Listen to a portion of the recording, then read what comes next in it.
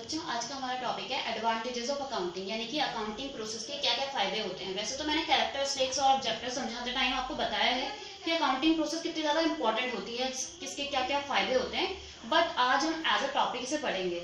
और मैंने आज एडवांस में लिख कर रखा है, मैं हर बार बोलती हूँ, समझाती हूँ और फिर लिखती हूँ, बट आज मैंने एडवांस में समझा के रखा है ताकि थोड़ा टाइम सेव हो जाएगा। तो let's start. Advantage of accounting में फर्स्ट एडवांटेज, जैसे हमने कैरेक्टरिस्टिक्स पढ़े थे पॉइंट वाइज, वैसे हम एडवांटेजेस पढ़ रहे हैं। फर्स्ट एडवांटेज है provide information about financial position. Information को मैंने शॉर्ट में इन्फो लिखा है और फाइनेंशियल को मैं शॉर्ट में FIN लिखा है, FIN dot.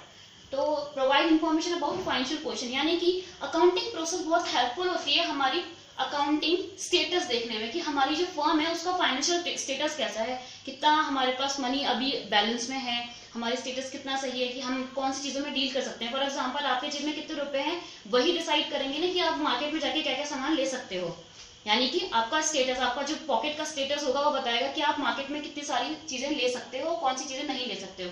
In the same way business में आपके पास कितना फाइनेंशियल पोजीशन होगी आपकी, वही डिसाइड करेगी कि आप क्या सामान खरीद सकते हो, किस चीज में डील कर सकते हो, कहाँ इन्वेस्टमेंट कर सकते हो और आपका प्रॉफिट लेवल आगे कितना रहेगा। नेक्स्ट है हमारा provide assistance to management. Management एक बहुत बड़ी प्रोसेस होती है बिजनेस फर्म में, और ए से लेके जेड तक, यानी कि A to Z सारी चीजें जितनी भी हमारी एक्टिविटीज होती हैं वो मैनेजमेंट प्रोसेस के अंदर आती है, जो कि एक मैनेजर हेल्प करता है, मैनेजर देखता है। तो अगर हमारा अकाउंटिंग प्रोसेस बहुत अच्छा है, सही है, तो वो मैनेजर को बहुत हेल्पफुल होता है मैनेजमेंट प्रोसेस को करने में। और अगर हमारा मैनेजमेंट प्रोसेस बहुत अच्छा होगा, एफिशिएंट होगा, तो डेफिनेटली हमें प्रॉफिट होगा। Next, facilitates comparative study.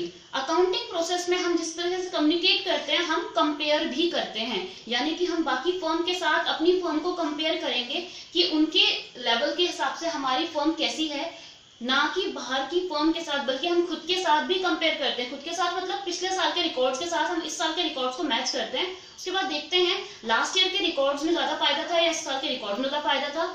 जो हमने पॉलिसीज, जो प्लानिंग हमने लास्ट ईयर फॉलो की थी, वो पॉलिसीज इस साल फॉलो की हैं या नहीं की हैं, या फिर अगर हम जो पॉलिसी इस साल फॉलो की हैं वो लास्ट ईयर से बेटर थी या नहीं थी।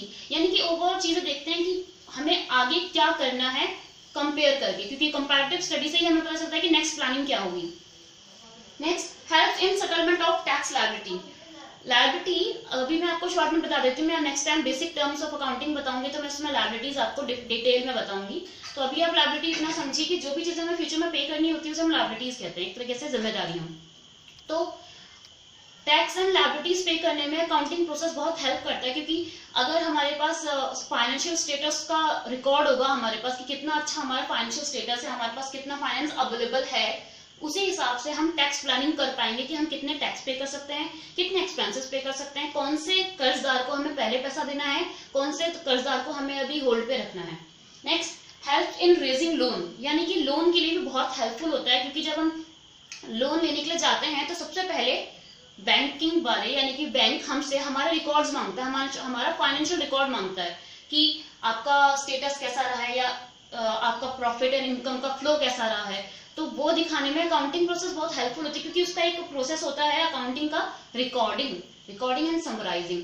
तो यही चीजें, जब रिकॉर्डिंग एंड समराइजिंग का पूरा रिकॉर्ड जो होता है वो हम बैंक को दिखाते हैं, और अगर वो प्रॉपर वे में होगा, क्योंकि अकाउंटिंग प्रोसेस अगर हम फॉलो कर रहे हैं तो हमारे सारे रिकॉर्ड्स बहुत ही प्रॉपर और एक्यूरेट होंगे, और अगर वो एक्यूरेट होंगे तो हमें लोन मिलने में बहुत आसानी होगी। दैट मीन्स अकाउंटिंग बहुत हेल्पफुल है लोन लेने के लिए।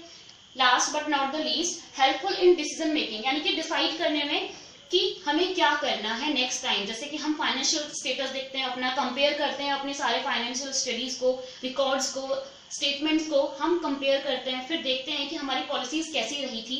उसके बाद तो हम न्यू डिसीजन लेते हैं कि हमें नेक्स्ट टाइम अब क्या करना है कि इससे बेटर प्रॉफिट कमाया जा सके।